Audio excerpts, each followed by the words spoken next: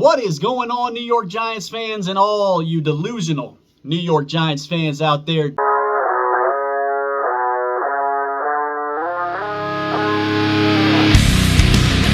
Let's go Giants! Let's go Giants! Let's go Giants! Let's go Giants! D. Illa here. Hi. Been watching a lot of content creators out here on YouTube. Hearing a lot of different things. A lot of the Daniel Jones fans are coming out of nowhere talking this and talking that. A lot of guys that have been mainstays here on YouTube when it comes to making content are out here talking crazy. Talking a lot of stuff like, oh, this is going to be a playoff team, this, that, and the other. And I get being a fan. I really understand being a fan. I'm as big of a fan of this football team as anybody out there could be. But man, there's a lot of people out here talking a lot of stuff that I know in the back of their minds they don't even believe. And who knows, they might just be that ignorant. But if they do somehow believe this nonsense they're out here trying to push, man, may God have mercy on their souls. There's a lot of sellouts out here, man. A lot of sellouts that make Giants content. And it's very disheartening.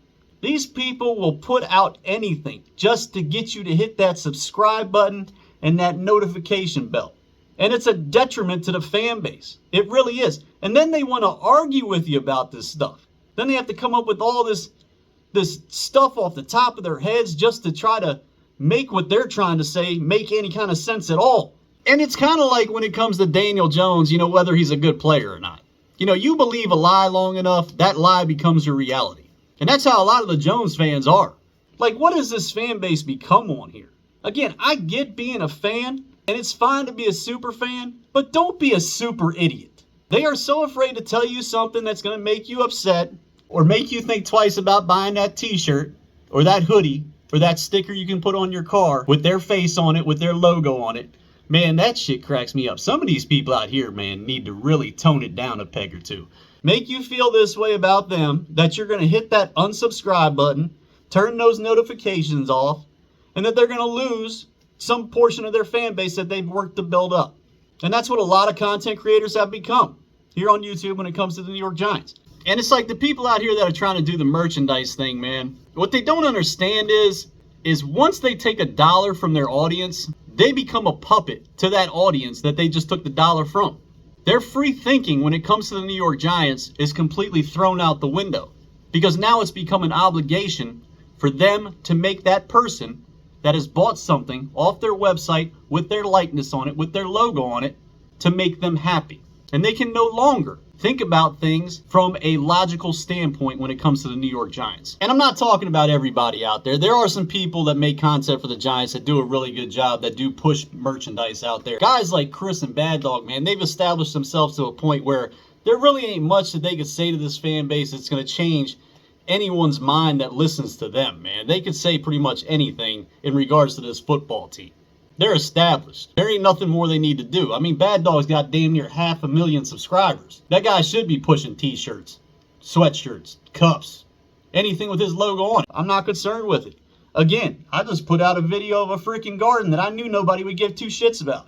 If you want to like my video, if you want to subscribe to my channel because you like that video, I appreciate it. But I mean, that's a part of me. That's something that I like, that I thought maybe some of the fan base out there might like too, because it has to do with the New York Giants. But me, man, I'm not going to come out here and feed you any kind of bullshit that I don't believe myself. I'm not going to push that kind of agenda out here. I am not a sellout. I am not a counterfeit. And that's how I wish a lot of this fan base would be here on YouTube. I'm not saying that you have to disagree with every single move that this team is making, but you have to come out and really kind of question some of the stuff that's really going on here. And this past draft that we just had, I put out the draft recap video. I got through 2 picks. I got through the Tyler Newman pick, and it just got to a point where I was just like, I had enough. The Drew Phillips pick, I'm just like, man, I don't like anything that they did in this draft. I really don't. Outside of Malik Neighbors, that's it. That's the only player that I like that they drafted. The other two, the 2 secondary pieces, Andrew Phillips and Tyler Newman, I don't think they're going to make a difference on this team. I think this team left higher quality talent on the board when they drafted those 2 players. For one, at 47, when they could have selected Adonai Mitchell and they passed on him. for a safety, because the Giants seem to think that, we're in the position of the Philadelphia Eagles and we're just a secondary away from being a Super Bowl contender, which we're not. I literally came out in my preview video for the draft and told you every single thing that this team was going to do to a T. I told you they were going to draft 2 secondary pieces because they put all that stock in the defensive line with the addition of Brian Burns.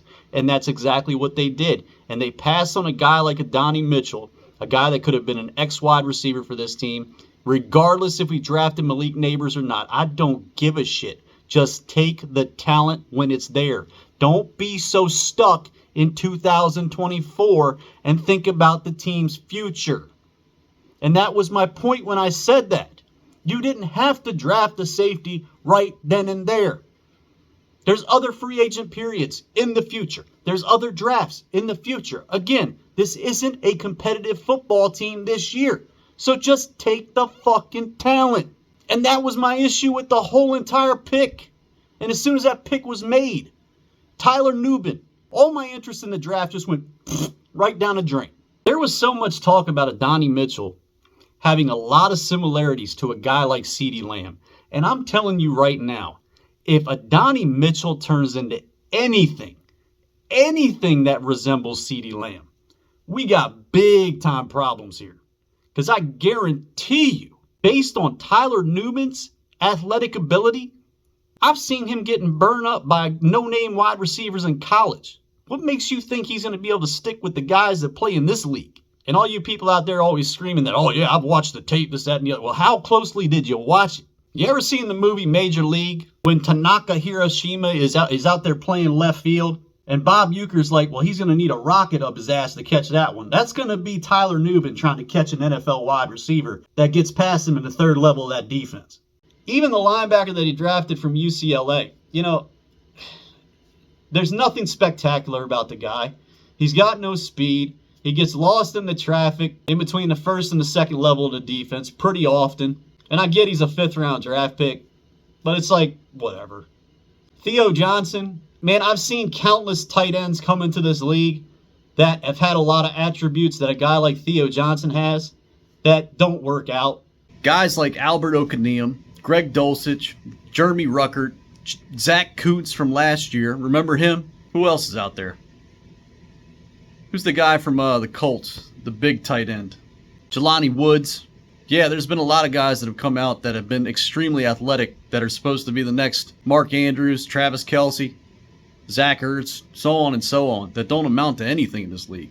And I'm not just going to sit here and be like, he's going to work out because the Giants drafted him. No. I've really tried to put my finger on exactly who he reminds me of, but I can't even really do it. Hell, I hope he turns into a Mark Andrews-like player. I hope he turns into a Travis Kelce-like player. I hope he turns into a TJ Hawkinson-like player. But is he going to? I can't tell you that. I'll believe it when I see it. But yeah, you got people out here saying that this team's going to be a playoff team. Man, I was just going through the NFC conference the other day. And legitimately, at our very best, I see this team either being the 11th best team in the NFC or the 12th best team in the NFC. We could be the 11th best team if we're in front of the Commanders, and we could be the 12th best team if the Commanders are better than us. Other than that, the only teams that I honestly see us being better than in the NFC are the Saints, the Panthers, the Vikings, and the Cardinals. Like those 4 teams right there, I honestly think we could be better than. Now, if the Vikings, if they get good quarterback play, if J.J. McCarthy starts the season off for them, I mean, I'm not really buying into Sam Darnold at all on that football team. I don't like Sam Darnold. I don't think he's necessarily that good of a quarterback to begin with. He kind of falls along the lines of a guy like Drew Lock, but Drew Lock at the same time, Drew Lock's not that far off from Daniel Jones, so whatever. And all these people out there talking about how there's no quarterback competition between Daniel Jones and Drew Lock, and I'm like, why? Why isn't there a competition? How is Daniel Jones presumably that much better than Drew Lock? What have you seen out of Daniel Jones to make you say he's that much better than Drew Lock? Outside of his rookie season and then that year in 2022. I'll give Daniel Jones credit. He can run the ball better than Drew Lock. There's no doubt in my mind about that. As far as being a passer in this league, yeah, Daniel Jones might be a smidgen better than Drew Lock. But I'm not going to sit here and act like Daniel Jones is just light years in front of Drew Lock as far as being a quarterback in this league goes. There's no way I would ever say something like that. But, you know, members of this fan base out there that make content, they will try to push that like it's got some legs to it, when it really doesn't. Daniel Jones he's better than Lock, but man, he's not that much better than Lock. I mean, honestly.